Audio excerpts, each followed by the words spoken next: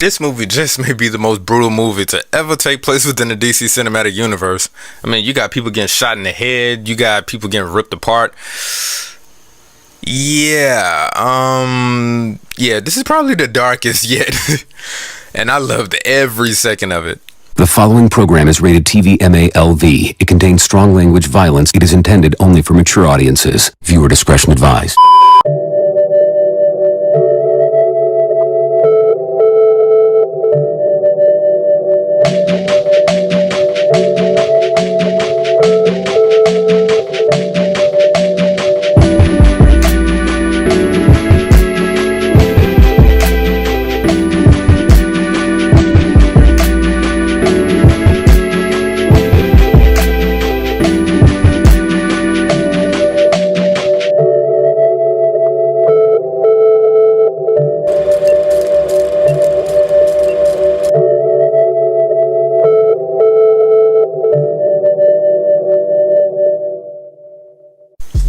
So, The Suicide Squad is the second attempt, sequel, reboot, depending on whoever you may ask. It is the follow-up to the first Suicide Squad movie that came out in 2016, which was spearheaded by David Ayer, for the most part. This movie, on the other hand, has James Gunn taking the wheel, which is the same person that did those Guardians of the Galaxy movies. Also a person you could probably have mistaken him for being Harrison Wells off of the Flash television show. But unlike Marvel and his PG-13 films, it seems that DC told them to go wild with no restraint. And it shows. Jesus Christ, it shows. But what exactly is a Suicide Squad? Well, for the people that aren't into DC comics and things like that, imagine a team of supervillains that have more than likely have done some terrible and unforgiving things to have them landed in a maximum security prison, either serving multiple life sentences or just straight up on death row. To make their lives a little bit more useful to the United States government, they came up with this wild idea. I want to assemble a task force of the most dangerous people on the planet. They're bad guys. Worst of the worst. To put these villains on teams and send them out to do missions that are, well, suicidal. If they die, the United States would pretty much deny everything, thus keeping their hands clean and dissolve of any accountability. However, if they do complete their mission, these villains will have time cut off from the sentences and some other rewards. To keep somewhat of a leash on these members, each have a small bomb planted at the top of their spinal cord, so if they get out of line,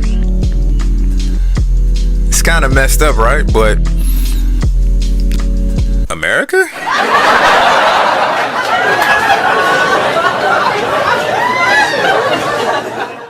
The woman that's in charge of this operation is a woman by the name of Amanda Waller, which in both films was played by How to Get Away with Murder star Viola Davis. Ooh, and this bitch is cold. This bitch is ruthless. That is just a mean lady. Yeah. Some of the things she do and how she manipulates will make the viewer side with the villains more than her. Everyone stand down. And you really gotta be a special somebody in order for you to sympathize with villains that probably kill children and people alike than her.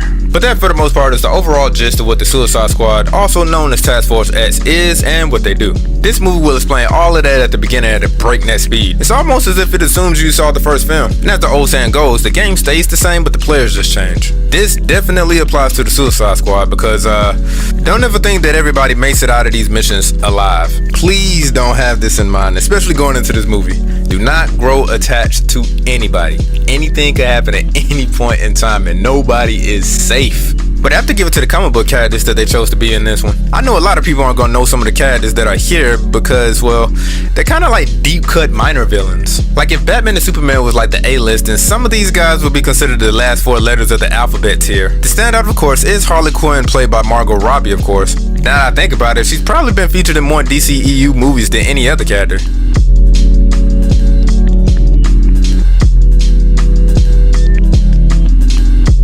The other characters that were standouts to me are King Shark, which was played by Sylvester Stallone, Bloodsport, played by Idris Elba, and John Cena playing a character that would be perfect within the Watchmen series, known as the Peacemaker. But just looking at the lineup of characters within this movie, this particular squad around comes off as if a certain stereotype has been formed from the first film. Like if we look at the first film and compare it to this one, we have a guy that is an expert marksman with a somewhat strained relationship with his daughter. Not just thought that his relationship with his daughter was going to be just like Deadshot within the first film, but no. No, both of their relationships are totally different, and I am happy that they did that. A creature that seems to be spliced with some animal DNA, a character that wields a weapon that is passed down from a loved one, and lastly, a person whose powers that orbit around some tragedy dealing with family members or friends that really don't talk much. The difference between this movie and the first is that since then, Harley Quinn has a couple of movies worth of character development. Rick Flag went from a generic soldier to somebody with a little bit more personality. Amanda Waller is a bitch more than ever. But other than that, you have a couple of returning characters and other people I really don't want to necessarily go too deep within because we're probably going to be here forever. But I insist you to look at the movie to understand why. So this time around, the squad's mission is just the same as the first movie. They are sent into enemy's territory to complete a goal and inevitably end within a CGI battle or a giant skybeam. You should know how these movies go now. So they have to infiltrate this island filled with what seems to be a private army of some kind to retrieve something that could cause an uproar in the United States. Or at least that's what this movie would like to have the viewer to believe. Completing anything other than that, well, it's not America's problem. That's all I'm gonna say about the plot, but if you saw the trailer, you would know that they got my boy Starro in this film, and the first time I was ever introduced to this character was probably because of that Batman Beyond episode, or that 2-part episode when they brought in Superman. Man, that was still awesome. Yo, they need to bring back the DC animated universe, man. Like, this new one is cool, but I still like the old school. I'm just happy to see he got some shine. Also, the Thinker is in this movie too, and he's more of a Flash villain, just like Captain Boomerang, who makes a return. They did a better job of him in this movie than they did in that Flash season, because in that version, they just kind of made him behave and look like Brainiac. But as I said at the start of this review, this may very well be the most glorious and violent out of all the DCEU movies. People die in the most hilarious and painful ways, and some of them actually look like Mortal Kombat fatalities. For the sake of comedy, some of the other killings pretty much serve this punchlines to an audience that doesn't usually get the joke until the very end. A good example would be this jungle segment in this movie where Idris Elba and John Cena kind of showcase their talents as a hitman. And while I'm on these characters, both of them actually carry this movie. This little rivalry that they got between the two actually works in this movie, and it even sets up one of the most meanest parts in the movie that had me laughing. There are moments that through subtlety, the audience can pick up on things. A good example of this would actually be the character King Shark, who doesn't have that many lines and by far could have been the most easiest check Warner Brothers could probably ever offer Sylvester Stallone. But even with that being the case, there were scenes that required no dialogue in which you can actually understand through visuals and through circumstances that can make the audience just know how this character must have been feeling. And that's just a CGI character. You probably don't even know what his facial expression is, but you can probably get more feeling from that than actual human beings that play in some of these movies nowadays. That brings me to another point why I enjoyed this movie. The chemistry between the characters is at the forefront of this film, to the point where you end up caring about these misfits by the end of the movie. One good example would be Polka Dot Man. Fun fact, the only reason why he's even in this film is simply because James Gunn Googled who was the dumbest supervillain of all time, and at the top of every list was him, which is kinda hilarious, but also genius. Reason why this is genius on James Gunn's part is simply because he practically took a nobody, placed him in this movie, and now who was once dumb has obtained popularity. I mean, it's even a thing on Twitter right now. But as far as the character go within this movie, once you bypass all the creepy mannerisms, We're all gonna die. I hope so. Oh, for fuck's sake. you find out about him. One of his traits, however, becomes a running joke throughout the film. In that moments, I thought about what experiences may be like with that certain tendency he has going on, and it brings up more disturbing questions that I did not want the answer to. But you end up feeling for him as a person though, and especially by the end of the movie because he obtains a sense of purpose and a belonging. And the same concept can be applied to Ratcatcher number 2. Out of the bunch, she comes off as kind, well-mannered, and pretty much has like a positive demeanor. To get you out of real life. I'm going to get you out of here alive. I would consider her being like the heart of the group. But I gotta admit, when I first started watching this, I was kind of wondering how in the hell did she actually ended up with a group like this. I would consider her and King Shark as being the ones that actually have like a childlike innocence to them. And I keep talking about King Shark, but going back to him, I didn't think I would like him as much as I did. The dude's a gentle giant, you know, when he's not doing, well, what sharks do. But going back to how this movie was done was just, chef's kiss. How this movie flowed was flawless, and instead of a lot of exposition just like the first movie gave, you actually get to see everything you really need to know. And if you get lost with what's going on, there are like these sections that's kind of marked off by these artistically designed headers that kind of gives the audience what's next on the agenda as far as the group is concerned. Not to mention what type of revelation is about to be revealed to you. This movie does a better job in giving backstory to some of the squad members than the first movie, which I could sum up like if I'm telling the beginning of a joke. So a bunch of anti-heroes and murderers and a US agent walk into a bar.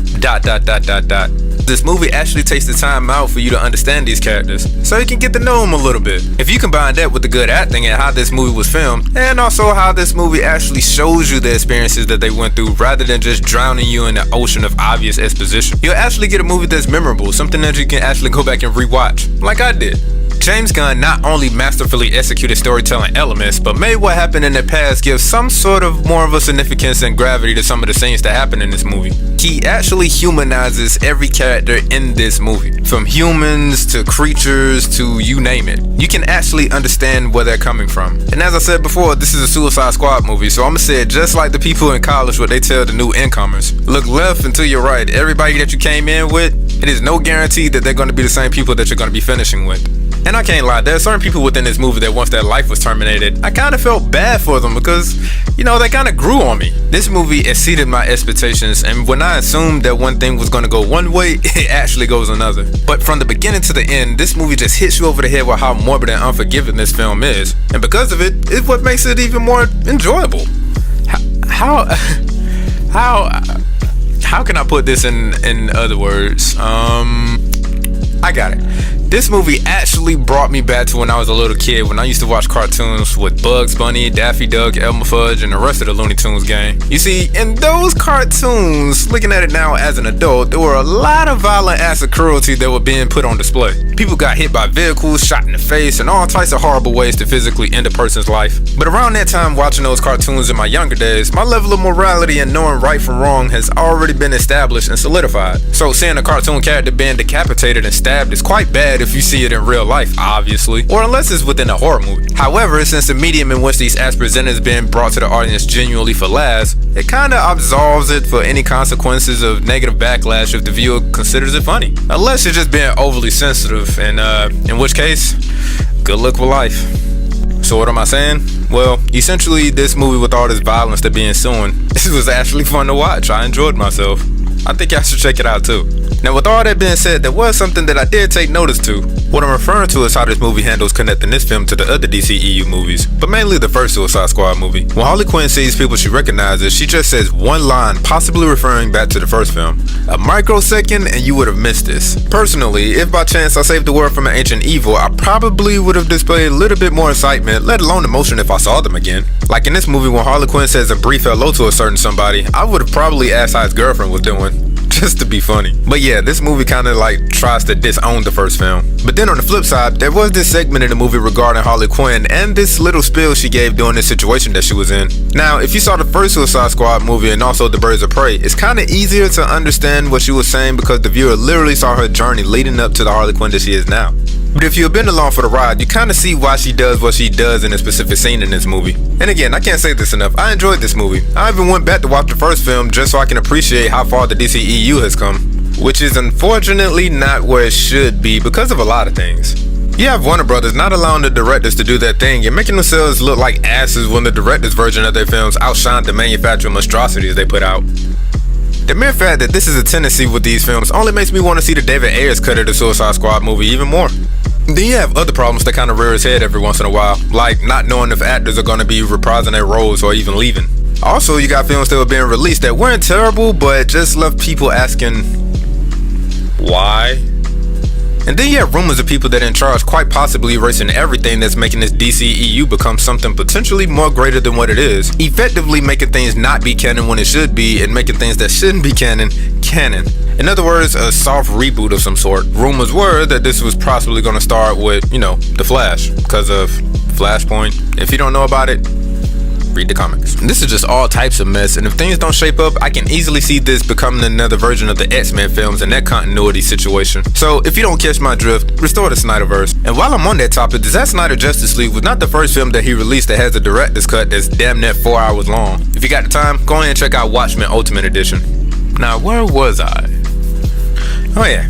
As far as the future going forward, if allowing James Gunn to run wild like he did with this film is a sign of things to come, I'm a little bit more optimistic than I was before seeing this film, and also the possibility of the DCEU direction when it comes to his movies or even his tie-in spin-offs. Now that I do say that, I believe that he's in charge of an upcoming series that's centered around one of these characters in the film. Oh, and another fun fact, did you know that this movie would have had the Suicide Squad going head-to-head with an evil Superman? Now, think about that, like the Suicide Squad going against the last son of Krypton. Already the thought of such happening is rather interesting, but that's only because I don't think the Suicide Squad will have a chance in hell of surviving. For a second, just think about it. You have an acrobatic woman who bashes people with blunt objects, beasts, and all, of course, if things fail, people that shoot guns. Now, in one of the Suicide Squad trailers for introducing the character, they said, Robert Dubois. He's in prison for putting Superman in the ICU with a kryptonite bullet. I want to see this. I want to see how he pulled that off. But ironically enough, there's already a game that's going to be coming out somewhere in the future that has a similar premise. But can you imagine how that would have gone with an evil, or at least in my educated guess, a mind-controlled Superman? Now, if you don't know, James Gunn already released a movie of what would happen if Superman was evil, and from that film, it may have insinuated the notion that he may be setting up somewhat of an alternate Earth with a more sinister version of the Justice League. I find that quite interesting, and I pray that this continues and doesn't end up like the other cinematic universes that was short-lived. Yo, I have a weird idea. What would happen if James Gunn was able to build this somewhat James Gunn-verse of some sort, and somehow was allowed it to be canon within the DC universe? That would actually be kind of awesome to see. Like, what would happen if the Snyderverse went against the James Gunn-verse? Could this happen? Probably not, but then again, considering how the 2 years have been going, man, anything is possible. Now, is there anything else I want to say before I end this review? Oh yeah, Margot Robbie did her thing in this movie. She showcased that her physical dexterity, and the woman got skills. All you need to know that there was no props needed. It was just her, chains, her feet, and a key. And she did that thing. But anyway, y'all, I ain't gonna hold y'all no longer than what I already have. So if you liked or hated this movie, go ahead and drop a comment down below. Let's dialogue. So, until next time, peace out.